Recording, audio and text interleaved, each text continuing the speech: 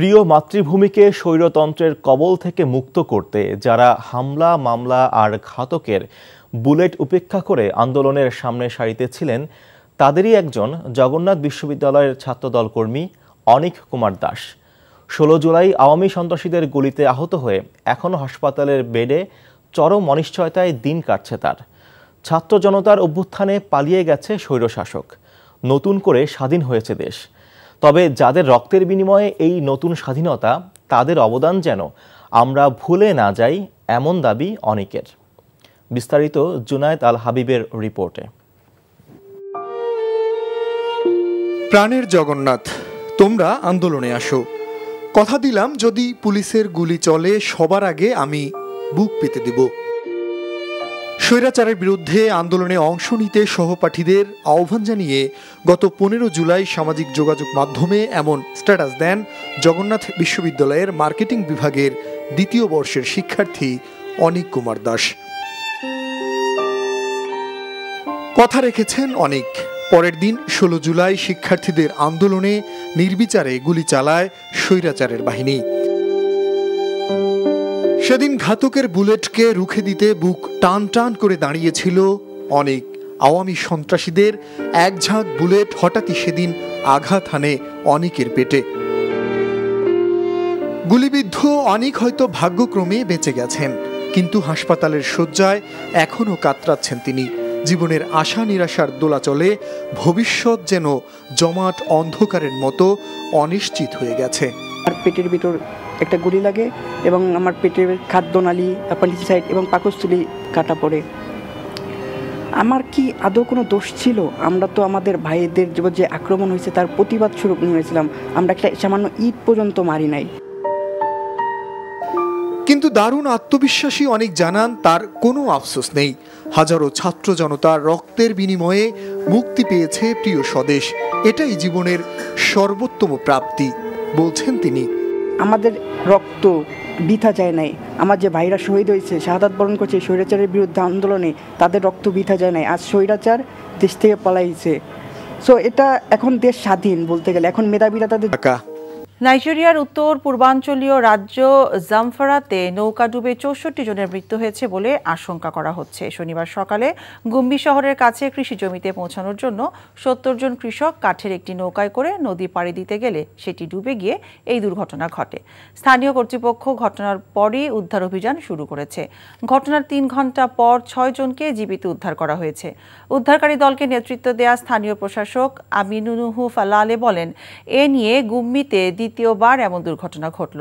তিনি আরও বলেন, নিখোঁজদের উদ্ধারের চেষ্টা চলছে। প্রতিদিন প্রায় 900 কৃষক নদী পাড়ি দিয়ে তাদের কৃষি জমিতে যায়, কিন্তু নদীতে পার করতে মাত্র 2টি নৌকা কাজ করে। ফলে উপচে পড়া ভিড়ের কারণে এমন দুর্ঘটনা ঘটে।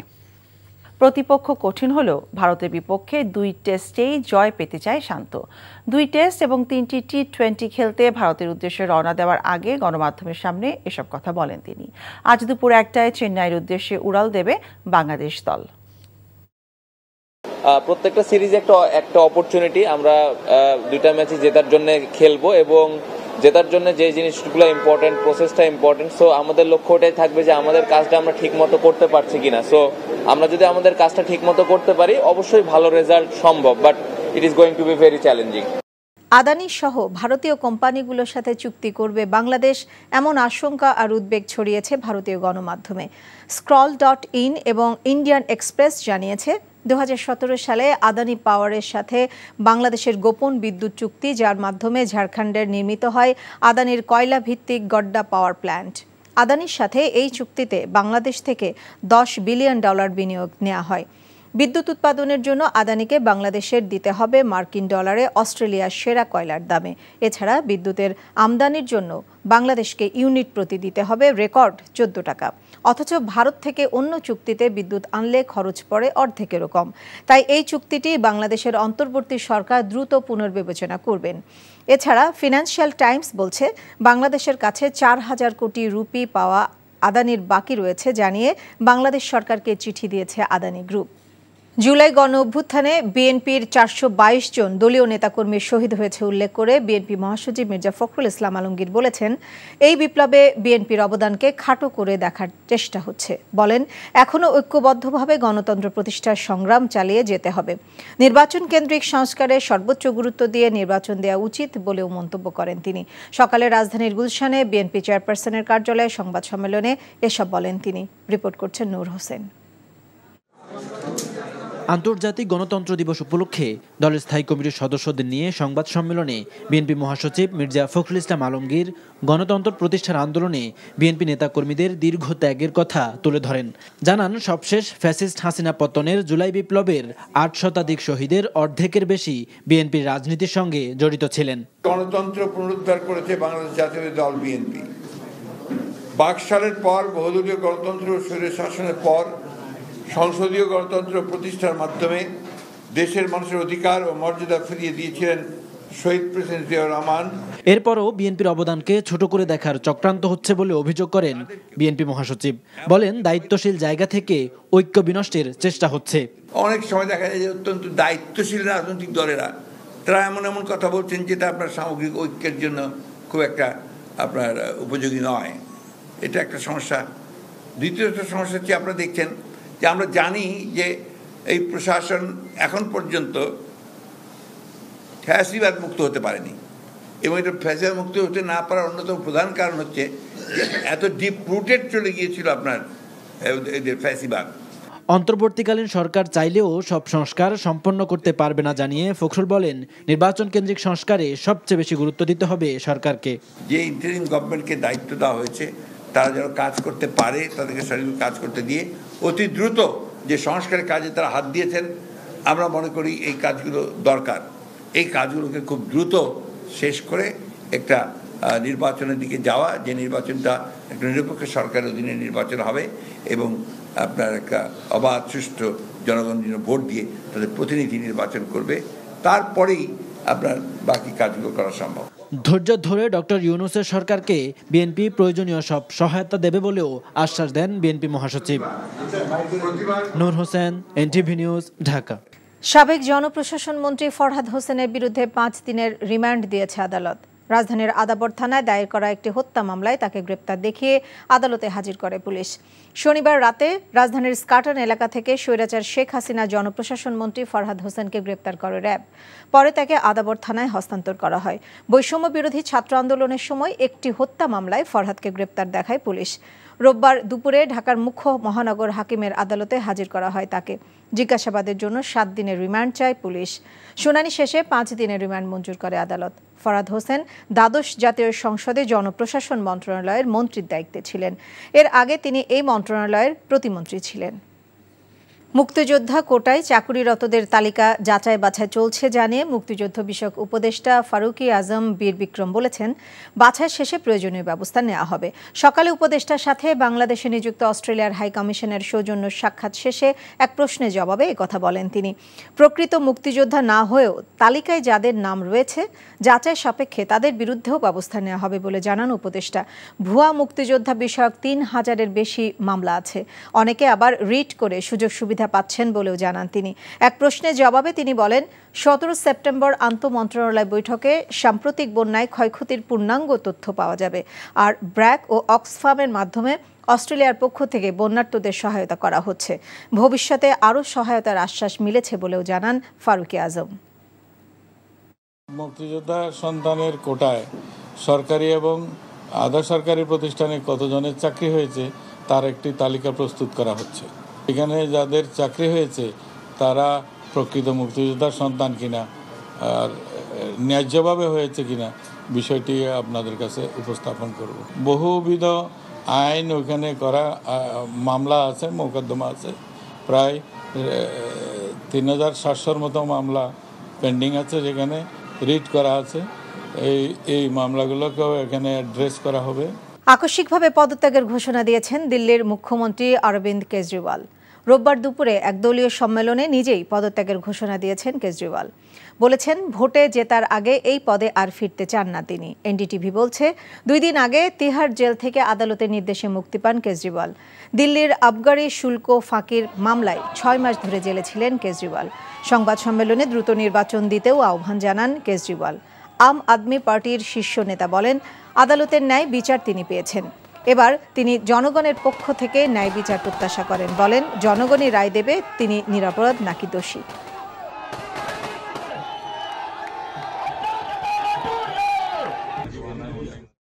Noakhali Begumganj globe biscuit and ফ্যাক্টরিতে বকেয়া বেতনের দাবিতে হামলা, ভাঙচুর ও সড়ক অবরোধ করেছে শ্রমিকরা জানান Globe biscuit and factory, Globe soft drinks ও গ্লোব ফার্মাসিউটিক্যালসের কয়েক হাজার শ্রমিক ও কর্মকর্তা ফ্যাক্টরিতে চাকরি করে। 1 বছর ধরে বেতন না দেওয়ায় শ্রমিকরা মানবেতর জীবনযাপন করছেন। এরই প্রেক্ষিতে বকেয়া আদায়ে চৌমুহনী মাইজদি সড়ক অবরোধ এবং ফ্যাক্টরিতে ভাঙচুর করে তারা। প্রায় 2 ঘন্টা পর সেনাবাহিনী ও পুলিশ গিয়ে মালিকপক্ষের সাথে কথা বলে আগামী 2 মাসের ভেতরে বকেয়া পরিশোধের আশ্বাসে পরিস্থিতি স্বাভাবিক হয়। পাকিস্তানের পর এবার ভারতের বিপক্ষেও টেস্ট সিরিজ জয়ের স্বপ্ন দেখছেন নাজমুল হোসেন শান্ত। তবে ভারতীয় দলের শক্তিমত্তার কথা মাথায় রেখে পা মাটিতে রেখেই টেস্ট ম্যাচে 5 দিনই লড়াই করতে চান অধিনায়ক। 2 টেস্ট ও 3টি টি20 খেলতে ভারতে যাওয়ার আগে গণমাধ্যমে এসব কথা বলেন শান্ত। রিপোর্ট মমিনুর রিপনের। পাকিস্তানের বিপক্ষে জয় বাড়তি আত্মবিশ্বাস জোগালেও ভারতের বিপক্ষে সাবধানী বাংলাদেশ দল। চেন্নাইয়ের স্পিন সহায়ক উইকেটে কাগজে কলমে শক্তি সামর্থ্যে অনেক এগিয়ে থাকবে ভারতীয় বোলিং লাইন আপ। তাই প্রাথমিক লক্ষ্য হিসেবে টেস্টের 5 দিনই লড়াই করতে চান বাংলাদেশের অধিনায়ক। পাকিস্তানে একটা ভালো সিরিজ পার হওয়ার পরে অবশ্যই একটা বাড়তি কনফিডেন্স তো দলের মধ্যে আছে, ইভেন পুরা দেশের মানুষের মধ্যেই আছে। বাট প্রত্যেকটা সিরিজে একটা অপরচুনিটি। আমরা 2টা ম্যাচই জেতার জন্য খেলবো এবং জেতার জন্য যে জিনিসগুলো ইম্পর্টেন্ট, প্রসেসটা ইম্পর্টেন্ট। সো আমাদের লক্ষ্য ওটাই থাকবে যে আমাদের কাজটা আমরা ঠিক মতো করতে পারছি কিনা। সো আমরা যদি আমাদের কাজটা ঠিক মতো করতে পারি অবশ্যই ভালো রেজাল্ট সম্ভব, but it is going to be very challenging. Test সিরিজের 16 সদস্যের দলের মধ্যে 15 জন এক বহরে গেলেও সাকিব আল হাসান সরাসরি ভারতে দলের সাথে যোগ দেবেন। তারকা অলরাউন্ডারের প্রস্তুতি নিয়ে চিন্তিত নন অধিনায়ক। তবে এই সফরে দলকে সাফল্য এনে দিতে নিজের ফর্মে ফেরাটাও জরুরি মানছেন শান্ত। আমার ইচ্ছা যে আমি অ্যাজ এ ব্যাটার হিসেবে দলকে যেন কন্ট্রিবিউট করতে পারি এবং ওটার জন্য যেরকম প্রিপারেশন নেওয়ার দরকার ছিল আলহামদুলিল্লাহ আমি নিতে পেরেছি। তো আমার মনে হয় প্রিপারেশনটা ওনার ভালোই হয়েছে। বোলিংটা যদিও ব্যাটিংয়ে রান করতে পারেননি, বাট আমার মনে হয় প্রিপারেশন খুব ভালো হয়েছে ওনার এবং আমি আশা করি যে এই সিরিজে উনি ভালো কিছু করবেন। এনজিওর কিস্তি প্রথমবার বিকাশ পেমেন্ট করলেই 20 টাকা ইনস্ট্যান্ট ক্যাশব্যাক। 2 ম্যাচ সিরিজের প্রথম টেস্টের জন্য সোমবার থেকে অনুশীলন শুরু করবে বাংলাদেশ। 19 সেপ্টেম্বর চেন্নাইয়ে লাল বলের ম্যাচে মাঠে নামবে নাজমুল হোসেন শান্তর দল। Mominur Ripon, NTV news, Dhaka. ঢাকা সহ দেশের বিভিন্ন স্থানে বৃষ্টিতে বিপাকে জনজীবন। রাজধানীর বিভিন্ন এলাকায় বৃষ্টির পানি জমে দুর্ভোগ সৃষ্টি হয়েছে। গভীর নিম্নচাপের কারণে বৃষ্টিপাত হচ্ছে বলে জানিয়েছে আবহাওয়া অফিস। নদী বন্দরগুলোকে 3 নম্বর স্থানীয় বিপদ সংকেত দেখিয়ে যেতে বলা হয়েছে। এদিকে কক্সবাজার, চাঁদপুর, কুমিল্লা সহ দেশের বিভিন্ন জেলায় বৃষ্টিপাতে ভোগান্তিতে পড়েছে সাধারণ মানুষ। আবির আহমেদের রিপোর্ট। রোববার দিনভর রাজধানী জুড়ে ছিল বৃষ্টির দাপট। বেশিরভাগ এলাকায় থেমে থেমে হয়েছে বৃষ্টি। এতে বিপাকে পড়ছেন নগরবাসী।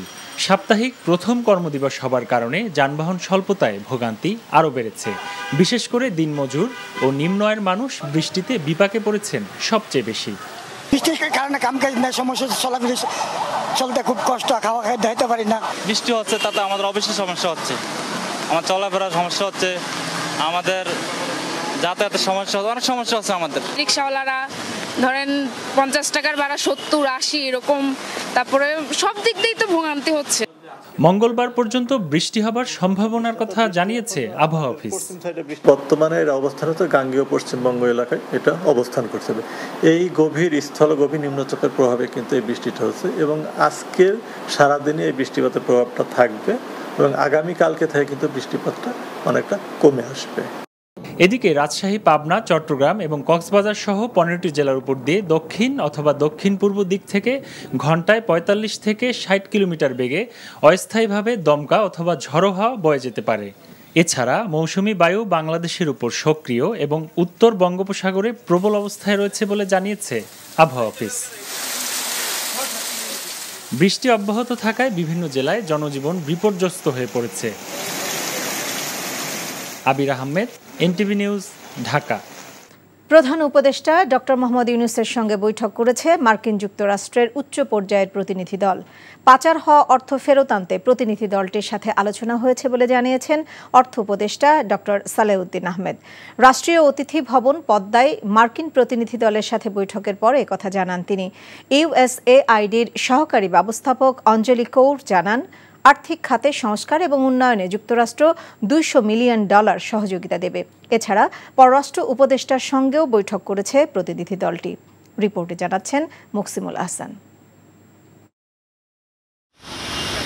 বাংলাদেশের রাজনৈতিক পট পরিবর্তনের পর অন্তর্বর্তীকালীন সরকারের প্রধান উপদেষ্টার দায়িত্ব নেওয়া ডক্টর মোহাম্মদ ইউনূসের সাথে সাক্ষাৎ করতে বৃষ্টিস্নাত সকালে তার সরকারি বাসভবন যমুনায় যান সফররত মার্কিন যুক্তরাষ্ট্রের উচ্চ পর্যায়ের প্রতিনিধি দল।